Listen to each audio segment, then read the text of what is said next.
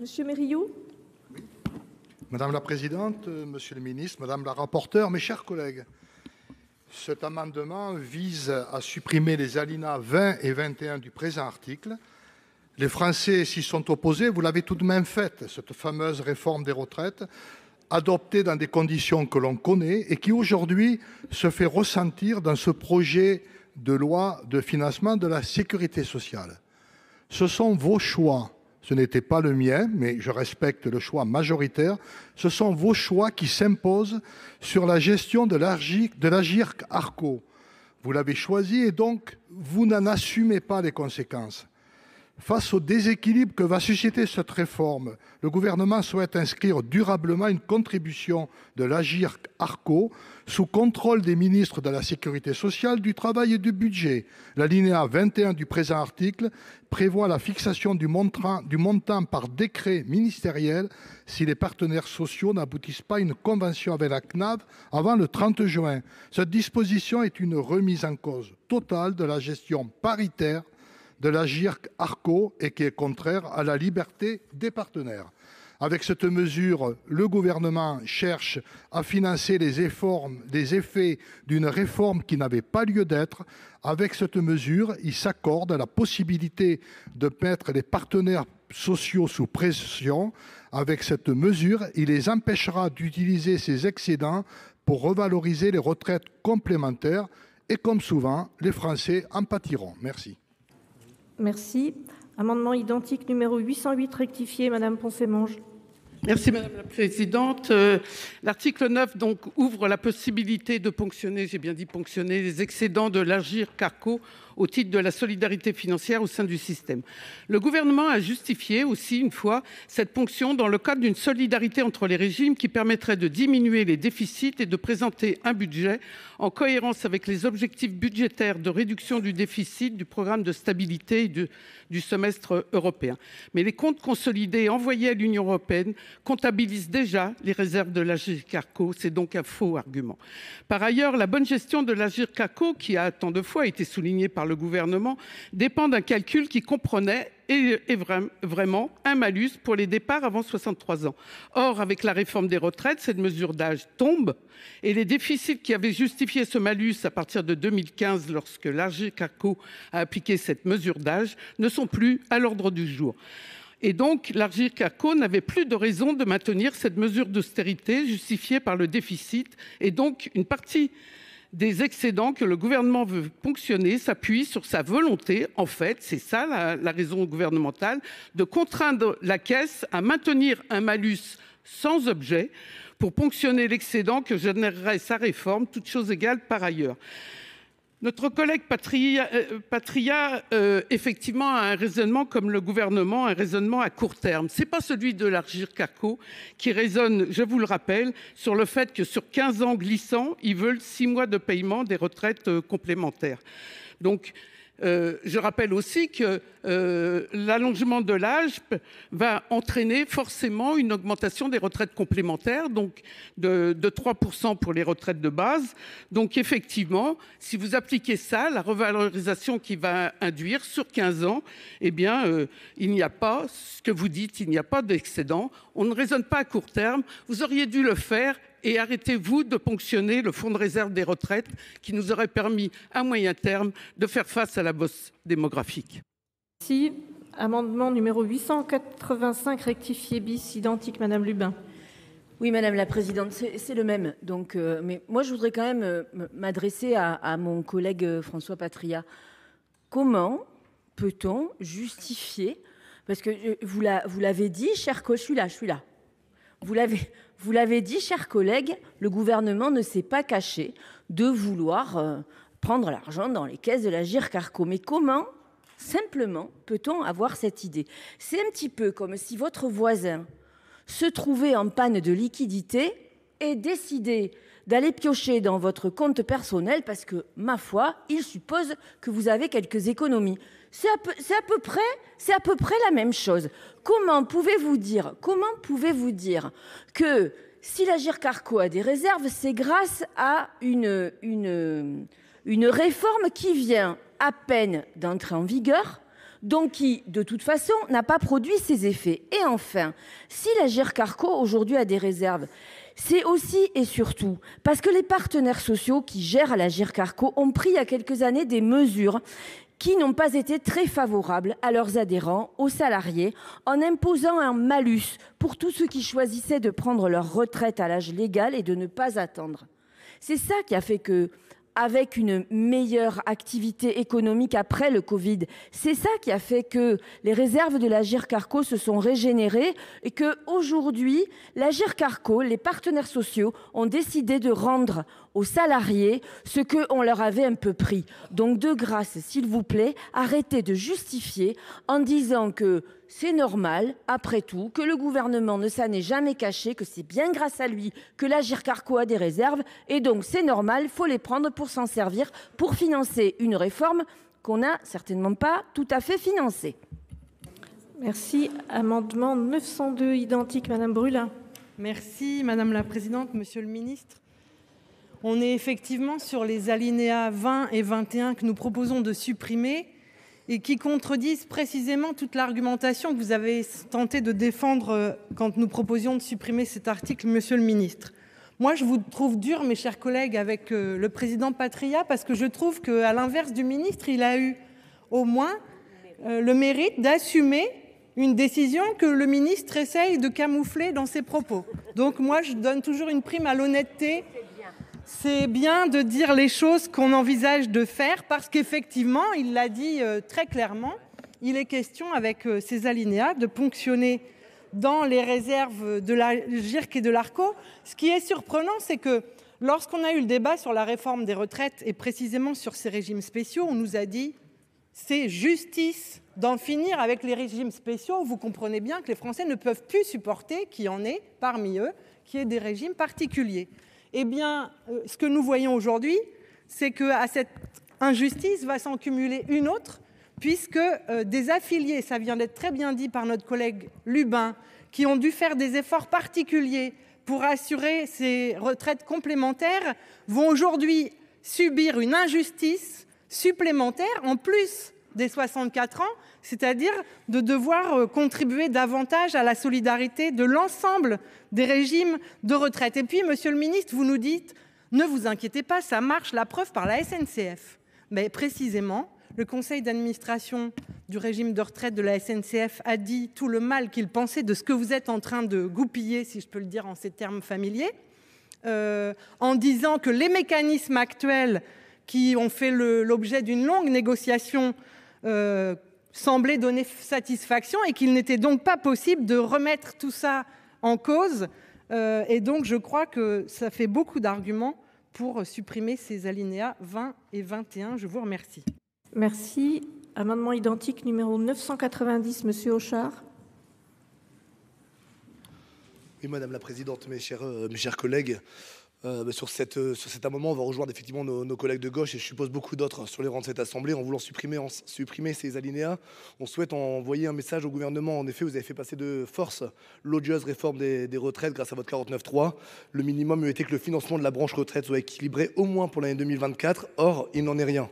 Elle ne saurait être financée en tentant d'organiser le pillage d'un régime excédentaire de 5 milliards d'euros qui est obtenu grâce à une bonne gestion.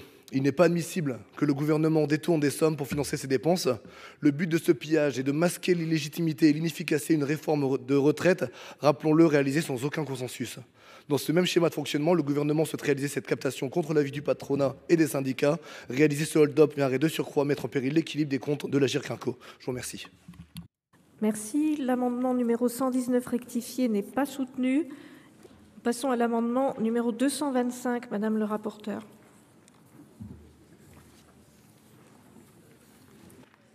Merci Madame la Présidente.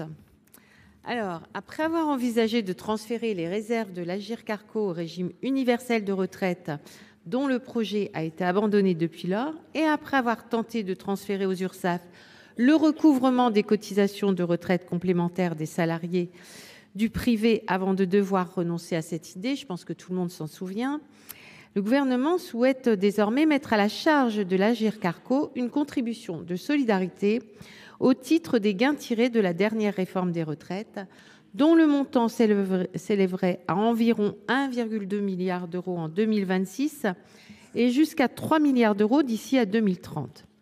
Alors, une telle ponction sur les excédents dégagés au prix des efforts consentis par les salariés du privé et dans le but de combler les déficits massifs du régime général constituerait une atteinte inacceptable au paritarisme et une violation du droit de propriété des affiliés du régime de retraite complémentaire. Alors, s'il est légitime que le régime général, qui assurera désormais le rôle d'équilibreur en dernier ressort des régimes spéciaux fermés par la réforme des retraites, qui perçoivent de la part de l'Agirc-Arrco une compensation des conséquences financières de la fermeture de ces régimes, et s'il est justifié qu'un décret puisse déterminer le montant de cette contribution, si celui-ci ne faisait pas l'objet d'un accord entre la CNAV et l'Agirc-Arrco, la rédaction objectivement trouble de l'article 9, qui mêle confusément la contribution de compensation et la contribution de solidarité, a naturellement suscité les inquiétudes des partenaires sociaux et des salariés du secteur privé. Alors, dans un souci de clarté politique et juridique, cet amendement vise à supprimer les dispositions prévoyant une contribution de l'Agirc-Arrco au titre de la solidarité financière du système de retraite, qui alimente aujourd'hui les craintes des partenaires sociaux et de vous-même, chers collègues, sans prévoir pour autant de solution en cas de blocage des négociations. Il s'agit par ailleurs, concernant la compensation de la fermeture des régimes spéciaux, de poser le principe d'une convention pluriannuelle entre la CNAV et l'Agirc-Arrco plutôt que de les contraindre à renégocier chaque année le montant des sommes dues. Il en va déjà ainsi, par exemple, de la convention liant la CNAV, l'Agirc-Arrco et la caisse de retraite du personnel de la SNCF depuis la fermeture du régime spécial au 1er janvier 2020. Enfin, pour garantir que l'État n'éludera pas ses responsabilités, cet amendement prévoit la remise par le Gouvernement d'un rapport, c'est exceptionnel, présentant les modalités de compensation intégrale par l'État chaque année des conséquences pour le régime général de l'adossement des régimes spéciaux fermés, parce que désormais, on ne pourra pas avoir l'explication dans le PLF. C'est pour cette raison qu'on demandera un rapport chaque année. Et faire des réserves, monsieur le ministre, c'est juste de la bonne gestion qui est faite dans toutes les entreprises. Merci, Monsieur le Président Mouiller. Oui, vous avez la parole, Monsieur le Président. Je voulais solliciter le vote en priorité de l'amendement 225 sous réserve de l'accord du gouvernement. Très bien. Donc, je suis saisie d'une demande de priorité de la Commission sur l'amendement numéro 225 afin qu'il soit mis aux voix avant l'ensemble des amendements de la discussion commune. Selon l'article 44, alinéa 6 de notre règlement, la priorité est de droit quand elle est demandée par la Commission saisie au fond, sauf opposition du gouvernement. Quel est l'avis du gouvernement sur cette demande de priorité, Monsieur le ministre ? La priorité est ordonnée. Donc, je redonne la parole à Madame la rapporteure pour l'avis de la Commission sur les amendements.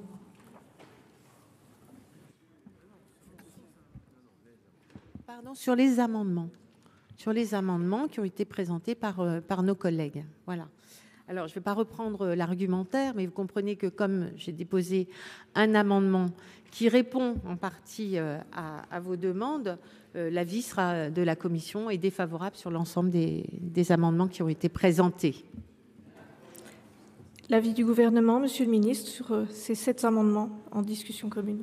Merci Madame la Présidente. Je voudrais revenir sur 2-3 éléments. D'abord, j'ai beaucoup entendu parler des réserves de l'Agirc-Arrco. C'est une bonne chose qu'il y ait des réserves à l'Agirc-Arrco. Et vous avez raison de dire que c'est la bonne gestion d'avoir 67 milliards de réserves à l'Agirc-Arrco. Mais qui a dit que nous allions prélever les 67 milliards de l'Agirc-Arrco ? Ça n'a jamais, je le redis, ne vous en déplaise, mesdames les sénatrices, ne vous en déplaise, il n'a jamais été question de prélever les 67 milliards de l'Agirc-Arrco. C'est l'argent des salariés.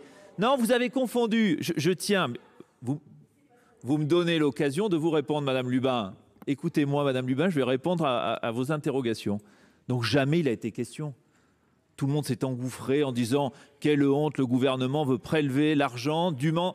gagner des salariés, c'est vrai que c'est l'argent pour les retraites des salariés. Ça n'a rien à voir avec le projet du gouvernement. Je le redis ici. De quoi s'agit-il? De quoi s'agit-il? Nous avons porté une réforme des retraites qui génère non pas les 67 milliards d'excédents de l'Agirc-Arrco, mais qui améliore les conditions financières de l'Agirc-Arrco. Voilà une bonne nouvelle pour le régime. Donc je le redis à Madame la rapporteure pour vous rassurer, il n'a jamais été question de prélever 67 milliards. Par contre, mais laissez-moi aller au bout, par contre, la position du gouvernement, et nous n'avons jamais caché cette intention, c'est dire comment cette réforme, en décalant l'âge de départ à la retraite qui améliore le régime, peut contribuer à des mécanismes de solidarité. Et Olivier Dussopt a même évoqué un montant, 1,2 milliard d'euros en 2026, sans prendre 1 euro sur les réserves constituées de l'Agirc-Arrco. Ne nous trompons pas de sujet, ne nous trompons pas de débat. C'est le premier point. Le deuxième point sur lequel j'insiste, j'ai entendu votre amendement, Madame la rapporteure. Je dois dire que je ne comprends pas, après avoir entendu les uns et les autres défendre le paritarisme, avec beaucoup de sincérité, beaucoup de vigueur, défendre un amendement qui empêche la mise en œuvre d'une des dispositions de l'accord des partenaires sociaux. L'ANI, l'accord national interprofessionnel, dans son article 9, ce n'est pas le gouvernement qui l'a écrit, ce sont les partenaires sociaux qui ont prévu la possibilité de négocier, écoutez, les termes sont importants, comment l'Agirc-Arrco pourrait contribuer au mécanisme de solidarité. Ce n'est pas le gouvernement, encore une fois, c'est un accord des partenaires sociaux. Et par cet amendement, vous leur empêchez la mise en œuvre de l'article 9 de l'ANI. Pourquoi? Parce que vous empêchez que l'Agirc-Arrco puisse passer des conventions en dehors du strict cas du financement des régimes sociaux. Donc vous dites là, cet après-midi, en votant cet amendement, vous ne pouvez pas mettre en œuvre votre article 9. Mais c'est une entorse énorme à la démocratie sociale, à celle que nous défendons. Ils ont choisi librement de prévoir cet article 9. Et nous, on a dit, si vous utilisez cet article 9, il n'y aura pas dans le projet de loi de financement de la sécurité sociale de prélèvement si vous mettez en œuvre les dispositions que vous-même vous avez prévues. Donc, je vous appelle à un peu de cohérence. Ne contraignez pas les partenaires sociaux dans leur liberté avec cet amendement qui a pour effet tout simplement de revenir sur un accord large entre les organisations syndicales et les organisations patronales. Et deuxième raison pour laquelle je suis opposé, Madame la rapporteure, à votre amendement, il prévoit de décaler la mise en œuvre de cette convention en 2025. Sauf que la fin des régimes spéciaux, c'est octobre 2023. Nous avons besoin de la mise en œuvre, notamment pour la fin des régimes spéciaux, du dispositif dès 2024, pas en 2025. Sinon, nous allons nous retrouver dans la même situation, des raisons pour lesquelles j'étais contre la suppression, vos amendements de suppression, parce qu'il n'y a plus de financement des régimes spéciaux. Donc, une raison de fond, et puis également une raison de calendrier. Donc, pour ces deux raisons-là, je suis contre cet amendement, mais également les amendements qui ont été présentés. Avis défavorable. Merci. Madame le rapporteur.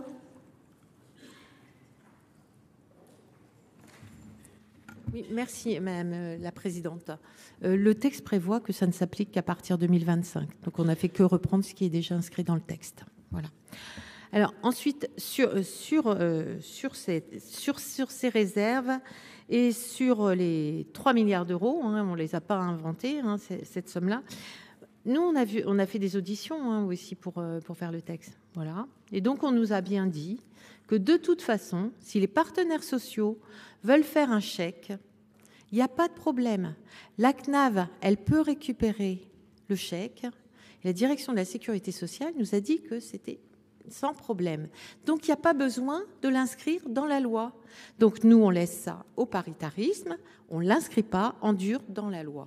Donc, en rien, on n'empêche le paritarisme, monsieur le ministre. Ça, je ne comprends même pas ce que vous nous dites. Et nos auditions nous l'ont bien dit. Donc, pas de souci. Le chèque peut toujours être fait. Il n'y a aucun problème. Donc, nous maintenons bien entendu cet amendement. Merci. Madame Poncet-Monge. Oui, merci Madame la Présidente. Bien écoutez, nous voterons l'amendement de la commission, parce qu'il reprend notre dispositif et une partie de notre objet.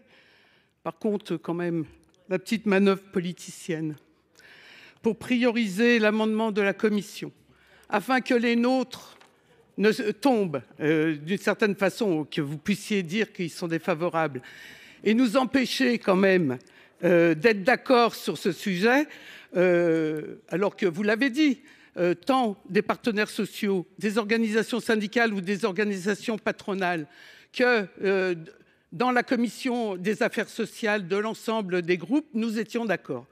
Vraiment, moi je dirais même que c'est minable. Excusez-moi. Oui, minable. Oui, vous entendez bien, minable. C'est comme ça qu'on qualifie un tel comportement. Voilà. Et nous, comme on a un peu plus d'auteur de vue, nous voterons l'amendement de la commission. Monsieur le Président Mouiller.